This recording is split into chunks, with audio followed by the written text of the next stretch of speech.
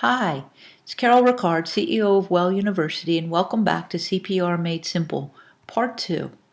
Annie and I are glad to have you join us back here as we continue on our special mission to make sure that you're not just certified, but that you're confident that you could actually do CPR to help save a loved one's life. And today, this video is going to focus on your life-saving ABCs. Now, you'll remember with my mom, when I was in the 9th grade and she stopped breathing, I was able to save her life, not because I knew the numbers, but because I remembered those ABCs. The Heart Association in 2010 actually changed the guidelines for CPR, and it really is the simplest CPR there ever has been. But what's most important about that is we used to start with the breathing and then the compressions. And the new guidelines actually have us going right to compressions and then giving breaths after that. And what research showed is that the quicker we can start the compressions, the more lives that we are actually going to save. And the thing to me is that really in an emergency, your brain is probably going to best remember the ABCs, only because you had them in your brain since you were 4 years old. So this is how I get my students to be confident that they'll always know what to do when I teach the ABCs.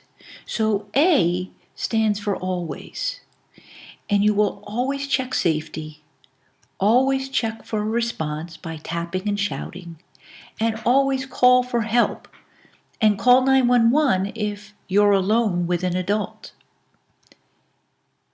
B stands for breathing, and you're always going to check breathing for at least 5 seconds, but no more than 10 seconds. And you're looking for normal breathing, just like you do if somebody was sleeping, or in the case of my dog, I'm always looking at her to make sure that she's breathing. And I used to do that with my mom a lot too after that. C stands for compressions, and clothes are off and my compressions are started. And D stands for you're going to do CPR. You're going to do 30 to 2, 30 compressions to 2 breaths until help arrives and a defibrillator is available. And what's really important to think about is the defibrillator is actually the jumper cables.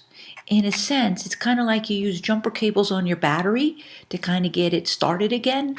Well, with adults, that's what the defibrillator has done. I've actually had 2 of my students in the last 3 years be able to save somebody's life, not only because they did CPR, but because they also had a defibrillator on site at the health club where they worked. So again, A equals always. That's check safety, response, and call if there's no response. B is breathing. You check 5 to 10 seconds. C is compressions, close off and started. And D is you're doing CPR 30 to 2 until help arrives or the defibrillator. One important note is that if you're alone with a child, you want to do 5 sets and then call 911. Just like the defibrillator is the jumper cables for adults, we are the jumper cables for kids. That's why you do CPR before you ever leave them in order to go make the phone call. So I've made a poster of this, and it's on the website down below these videos, so you could actually download a copy of the PDF if you like, and post it in places that it's going to catch your attention. And here's the thing, the alphabets always go in order. It will always be A, then B, then C, then D, not B, D, A, C. And the other really cool part about the alphabets is that if you get to a letter and it's there, you stop at that letter. So you see me laying on the ground, you check safety, you always check for response, and all of a sudden you see me moaning and groaning. Well, you have response, so you don't need to go any further. You can stop.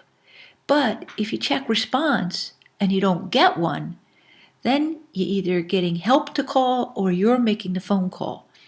And you're moving on to the next letter, B, breathing. You check for breathing. If you see breathing, you don't have to go any further.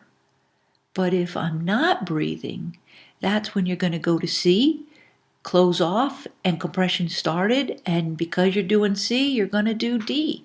And you're going to do CPR until the defibrillator shows up or help takes over. As you can see, really saving a life is as simple as the ABCs. And you're the one that has to keep the engine getting the gas. Remember, and this Heart Association has made the guidelines as simple as ever. Only one set of numbers we ever have to think about, 30 to 2, and as long as we keep doing that, we will keep the engine getting all the gas that it needs. So now you can have a heart-safe home. And again, if you found this video helpful, please send people to cprmadesimple.com so we can continue to save more lives. And again, if you'd like a reminder sent to you on a monthly basis, you can go to cprmadesimple.com/reminder and put your name in the email in the box, and I'll be sure to send that to you. And if you haven't seen the first video, I'd recommend going back up there because that will help you even give you more confidence to be able to save a life. And of course, if you got any questions, you can send them to me at info@cprmadesimple.com. And once again, Annie and I'd like to thank you for joining us.